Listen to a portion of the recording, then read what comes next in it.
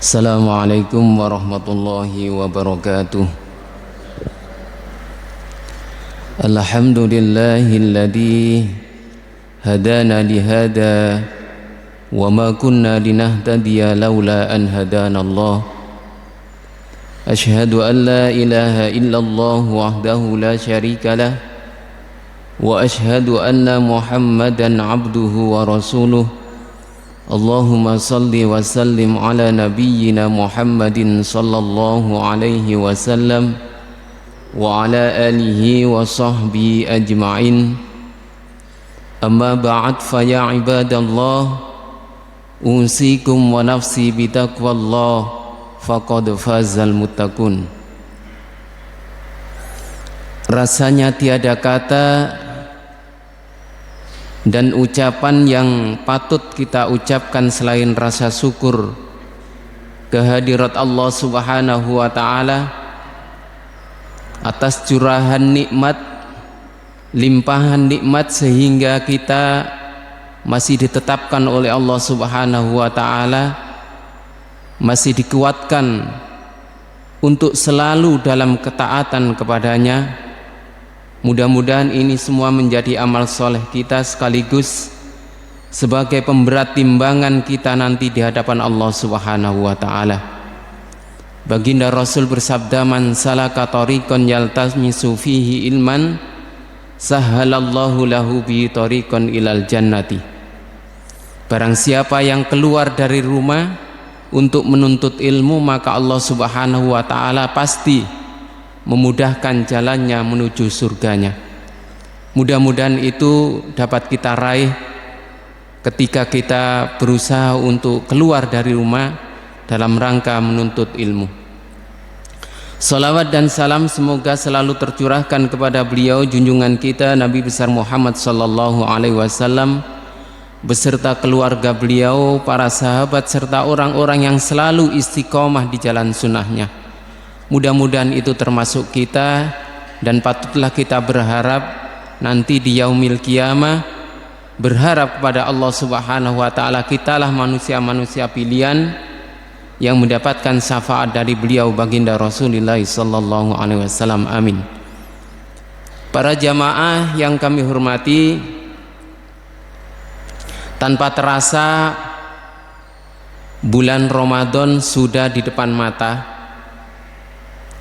Bulan yang penuh berkah, dambaan bagi setiap muslim, bulan yang di dalamnya ada satu malam yang itu lebih baik dari 1000 bulan. Bulan yang mana pintu-pintu surga ditutup rapat-rapat oleh Allah Subhanahu wa ta'ala. Ini menunjukkan bahwasannya potensi untuk bermaksiat terhadapnya, untuk berbuat dosa itu mudah untuk dikendalikan, dan pintu-pintu surga dibuka lebar-lebar. Ini menunjukkan potensi bahwasannya ketika kita berbuat kebaikan, berbuat ketaatan, itu dipermudah oleh Allah Subhanahu wa ta'ala. Fasilitas yang istimewa ini merupakan suatu anugerah yang luar biasa dari Allah Subhanahu wa ta'ala dalam rangka meningkatkan kualitas pahala kita, dalam rangka menambah pundi-pundi pahala kita di hadapan Allah Subhanahu wa ta'ala. Tidak itu saja, dalam hadis sucinya Allah Subhanahu wa ta'ala berfirman, karena hadis suci ini adalah firman Allah yang disampaikan oleh baginda Rasul. Rasul pun bersabda, kullu amalin ibnu adam lahu. Jadi setiap amal dari manusia itu untuknya, illa saum, kecuali puasa. Fa innahu li, dan puasa itu milikku, wa ana ajzibi, dan aku sendiri yang akan membalasnya. Ketika kita berbicara tentang ibadah sholat, maka Allah pun memberitahukan nilai pahalanya. Ketika kita berbicara tentang ibadah infak, haji, umroh, dan ibadah-ibadah yang lain, pastilah Allah mengabarkan dan memberitahu nilai pahalanya. Berbeda ketika kita berbicara tentang ibadah puasa, Allah sembunyikan, tidak memberitahukan nilai pahalanya, karena Allah sendiri secara langsung ingin membalasnya. Para jamaah yang kami hormati, penegasan Allah Subhanahu wa ta'ala yang menisbatkan puasa sebagai miliknya dan sekaligus membalasnya sendiri merupakan pertanda bahwasannya ibadah puasa ini adalah ibadah yang sangat agung. Ibadah puasa di bulan Ramadan ini adalah ibadah yang amat istimewa. Akan tetapi keistimewaan, keagungan ibadah puasa di bulan Ramadan ini akan menjadi sia-sia ketika kita tidak mampu untuk mengendalikan pribadi kita, ketika kita tidak mampu mengendalikan lisan kita, ketika kita tidak mampu mengendalikan perbuatan kita, sehingga segala apa yang kita lakukan itu menyakiti saudara-saudara kita yang lain. Baginda Rasul telah memberikan warning, memberikan peringatan kepada kita. Hadis ini diriwayatkan oleh Imam Nasai. Kam min shaimin laisa lahu min siyamihi illal ju'i wal atas. Berapa banyak orang yang berpuasa namun dia tidak mendapatkan apa-apa dari puasanya selain rasa lapar dan dahaga saja. Na'udzubillah summa na'udzubillah. Inilah peringatan dari baginda Rasul, jangan sampai kita tergolong manusia-manusia yang sia-sia atas puasa yang telah kita tunaikan karena kecerobohan kita. Para jamaah yang kami hormati, setidaknya ada 5 hal yang harus kita tinggalkan, harus kita hindari, tidak hanya ketika kita sedang berpuasa Ramadan saja, akan tetapi kalau bisa seumur hidup kita, mari kita tinggalkan, berusaha untuk meninggalkan 5 hal ini.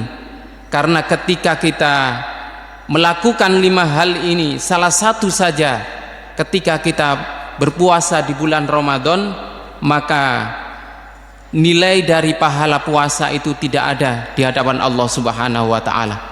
Memang benar puasa kita tidak batal, akan tetapi nilainya di hadapan Allah Subhanahu wa ta'ala tidak ada sama sekali.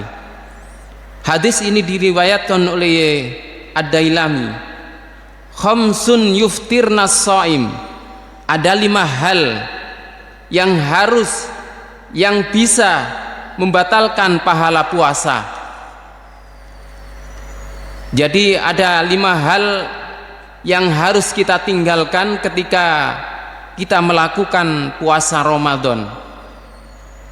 Yang pertama adalah al-ghibah, yaitu ghibah, membicarakan kejelekan saudara kita atau membicarakan sesuatu hal yang itu tidak disukai oleh saudara kita. Yang kita bicarakan itu kalau diketahui oleh saudara kita, pastilah beliau tidak suka. Itulah yang namanya ghibah. Bahkan Bunda Aisyah pernah bertanya kepada baginda Rasul, kalau itu ada padanya, misalnya kita membicarakan seseorang, membicarakan saudara kita, Cak Jailani itu kalau diomongi mesti muring-muring. Lah seperti itu termasuk ghibah, karena saya tidak suka dengan pembicaraan yang seperti itu. Dan itu memang ada pada diri saya. Bunda Aisyah pernah bertanya kepada Rasul, itu ada pada dirinya, kalau kita bicarakan bagaimana ya Rasul? Itulah ghibah. Kalau yang dibicarakan itu tidak ada pada dirinya, berarti dia telah memfitnah. Itulah ghibah.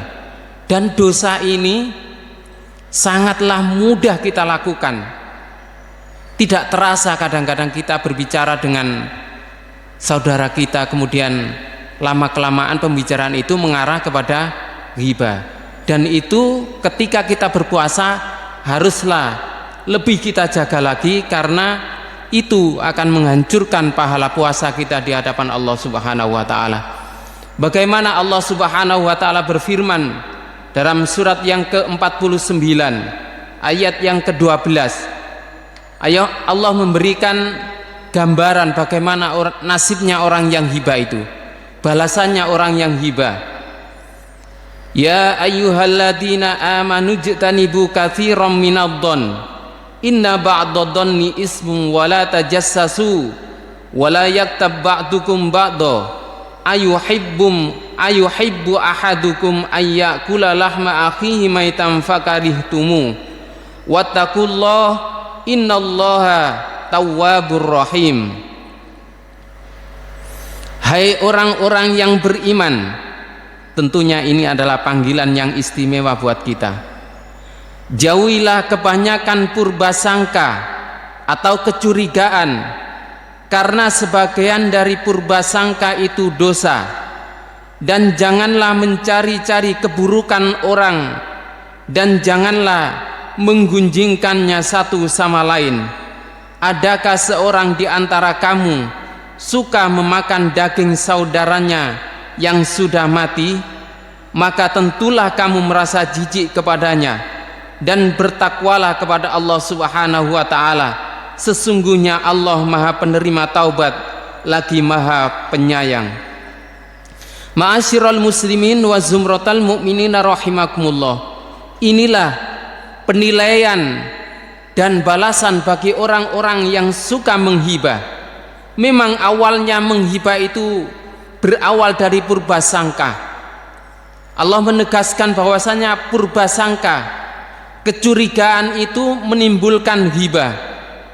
Ketika kita sudah menghibah, kemudian kita menggunjing, ini adalah satu kesatuan yang tidak bisa dipisahkan. Kalau kita sudah mulai mencari keburukan saudara kita, pasti kita akan menghibahnya, kemudian menggunjingkannya. Dan inilah yang harus kita jaga agar itu tidak terjadi pada kita, karena balasannya sangatlah luar biasa dari Allah Subhanahu wa taala, yaitu seperti memakan daging saudara kita yang sudah mati. Kita saja yang suka dengan makanan, misalkan bakso, satu mangkok masih oke, masih enak. 2 mangkok, 3 mangkok, sampai 5 mangkok bagaimana? Padahal itu adalah sesuatu yang kita sukai. Kalau terlalu banyak, maka akan menimbulkan kita tidak nafsu lagi. Apalagi kita disuruh memakan daging saudara kita, bagaimana rasanya? Tentu dari awal sudah merupakan siksa yang luar biasa. Kemudian yang kedua adalah wan namimah, mengadu domba.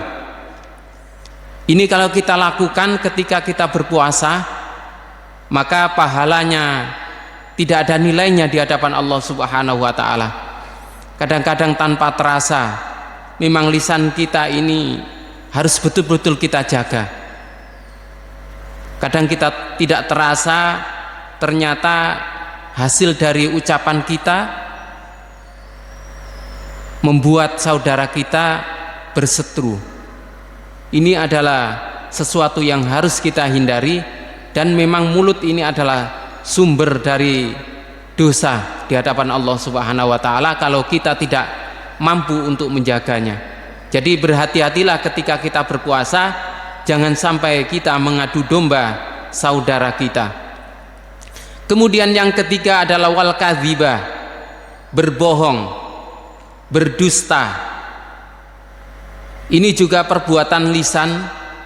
Ketika kita berbuat dusta, maka sudah pasti kedustaan itu akan ditutupi dengan dusta-dusta yang lain.